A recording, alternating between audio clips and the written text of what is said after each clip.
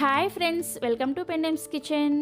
ఈరోజు వీడియోలో రైల్వే స్టేషన్లో రైళ్ళల్లో మనకి ఇడ్లీ మీద అలాగే వడ దోశ మీద జారుగా పోసే రైల్వే చట్నీ ఒరిజినల్ రెసిపీని మీకు చూపించబోతున్నాను.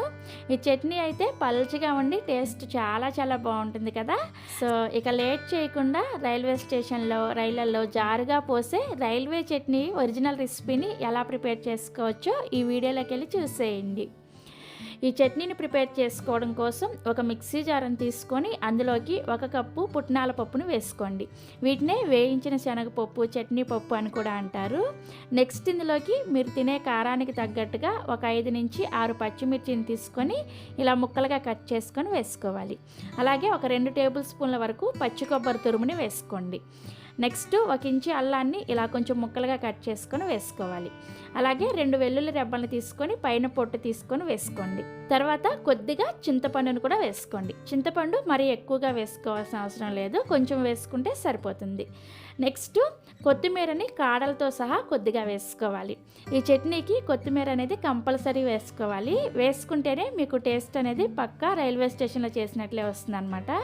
అదేవిధంగా కొత్తిమీరని ఓన్లీ ఆకులే కాకుండా కాడలతో సహా వేసుకోవాలి. సో ఇలా కొత్తిమీర వేసుకున్న తర్వాత చివరిగా రుచికి సరిపడా ఉప్పుని అలాగే అవసరమైన నీళ్ళను పోసుకొని చట్నీని బాగా మెత్తగా గ్రైండ్ చేసుకోవాలి. మీకు ఎంత వీలైతే అంత మెత్తగా గ్రైండ్ చేసుకోండి. ఇక నేను మీకు చట్నీని గ్రైండ్ చేసిన తర్వాత చూపిస్తున్నాను, చూసారా? ఇలా చక్కగా మెత్తగా గ్రైండ్ చేసుకొని ఈ చట్నీని ఒక గిన్నెలోకి వేసుకోండి. ఇలా చట్నీని గ్రైండ్ చేసుకున్న తర్వాత ఇప్పుడు ఇందులోకి మరొక కప్పు వరకు నీళ్ళను వేసుకొని కలుపుకోండి. మనకి ఈ చట్నీ అనేది చాలా పల్చగా నీళ్ళలాగా ఉంటుందన్నమాట. అందుకోసం ఇలా 1 కప్పు నీళ్ళను వేసుకొని చట్నీని బాగా పల్చగా ప్రిపేర్ చేసుకోవాలి. సో మనకి చట్నీ రెడీ అయింది. ఇప్పుడు ఈ చట్నీకి తాలింపుని పెట్టుకోవడం కోసం స్టవ్ ఆన్ చేసి ఇలా తాలింపు గిన్నెను పెట్టుకొని 1 టేబుల్ స్పూన్ వరకు నూనెను వేసుకొని వేడి చేసుకోండి. నూనె వేడైన తర్వాత 1/2 టీ స్పూన్ చొప్పున ఆవాలు, మినపగుళ్ళు, పచ్చిశనగపప్పు అండ్ జీలకర్రని వేసుకోండి. నెక్స్ట్ 1 ఎండుమిర్చిని ఇలా సగానికి తుంచుకొని వేసుకొని చివరగా 1 రెమ్మ కరివేపాకును కూడా వేసుకొని తాలింపుని చక్కగా లో ఫ్లేమ్లో ఫ్రై చేసుకొని మనం ప్రిపేర్ చేసి పెట్టుకున్న రైల్వే చట్నీలో వేసుకొని కలుపుకున్నారంటే మనకి ఎమ్మీగా టేస్టీగా సింపుల్గా ఉండే రైల్వే చట్నీ అనేది రెడీ అయిపోతుంది. చూసారా ఎంత సింపుల్గా మనం ఈ రైల్వే చట్నీని ఇంట్లో ప్రిపేర్ చేసుకోవచ్చో. టేస్ట్ కూడా చాలా చాలా బాగుంటుంది.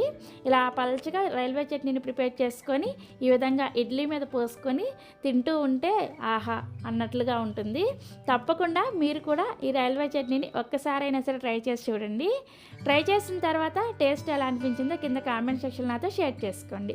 అలాగే ఈ వీడియో మీకు నచ్చితే ఒక లైక్ చేసి మీ ఫ్రెండ్స్కి అండ్ రిలేటివ్స్కి కూడా షేర్ చేయండి. మరిన్ని Emmy and tasty breakfast recipes కోసం పెండెమ్స్ కిచెన్ ఛానల్ని సబ్స్క్రైబ్ చేసుకోండి. Thank you.